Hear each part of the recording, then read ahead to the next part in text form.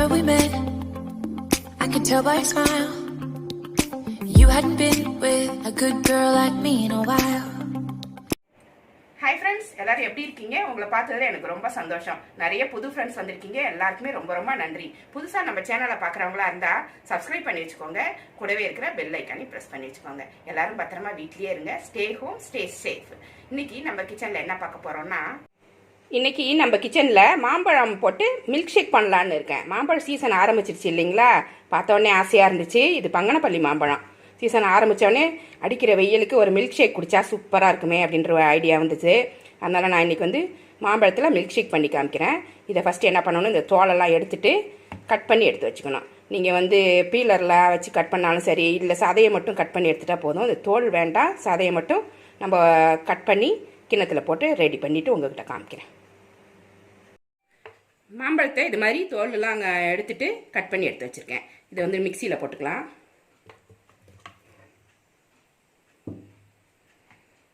இதில் ஸ்வீட் இருக்குது, நல்ல ஸ்வீட்டான மாம்பழம். இது பங்கனப்பள்ளி நல்லா ஸ்வீட்டாக இருக்குது.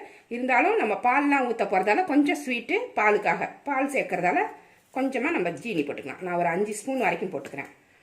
மாம்பழம் ரொம்ப ஸ்வீட்டாக இருந்துச்சுனாக்கா கம்மியாக போட்டுக்கோங்க. கொஞ்சம் புளிப்பு இருக்குது அப்படின்னாக்கா ஒரு 5லேருந்து ஒரு 6 ஸ்பூன் வரைக்கும் நான் போட்டுக்கிறேன். இப்போ ஐஸ் கியூப் எடுத்து வச்சுருக்கேன். இது கூட இது வந்து காய்ச்சி ஆற வச்சு ஃப்ரிட்ஜில் வச்சு சில்லுன்னு இருக்குது பால். இதை நான் ஊற்றிக்கிறேன். ஃபஸ்ட்டு கொஞ்சம் போட்டு இது நம்ம ஃபஸ்ட்டு மிக்சியில் போட்டு அடித்து எடுத்துகிட்டு வந்துடலாம். அதுக்கப்புறம் மீதி பாலை நம்ம கலந்துடலாம். இதை மிக்சியில் போட்டு நல்லா அரைச்சி எடுத்துகிட்டு வந்துடலாம். இப்போ அரைச்சிட்டு வந்தாச்சு, சூப்பராகிடுச்சு. அரைச்சிட்டு வந்ததுக்கப்புறம் இப்படி இருக்கும். இது நல்லா திக்காக இருக்குது. அதனால் இது கொஞ்சமாக பால் சேர்த்துக்கலாம். பால் நல்லா சில்லுன்னு இருந்தால் டேஸ்ட்டு நல்லாயிருக்கும். பால் சேர்த்துக்கோங்க. உங்களுக்கு எவ்வளோ மில்க் ஷேக் வேணுமோ அவ்வளோ பால் இதில் சேர்த்துருங்க. ஸ்வீட் பத்தலைன்னா டக்குன்னு போட்டு விட்ருங்க. போட்டு நல்லா கலந்துருங்க.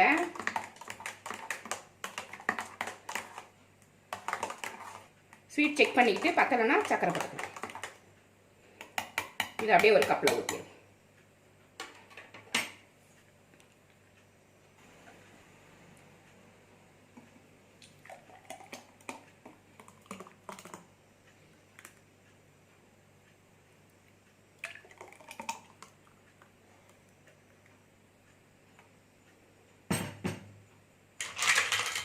கொஞ்சமாக ஐஸ் போட்டுக்கலாம்.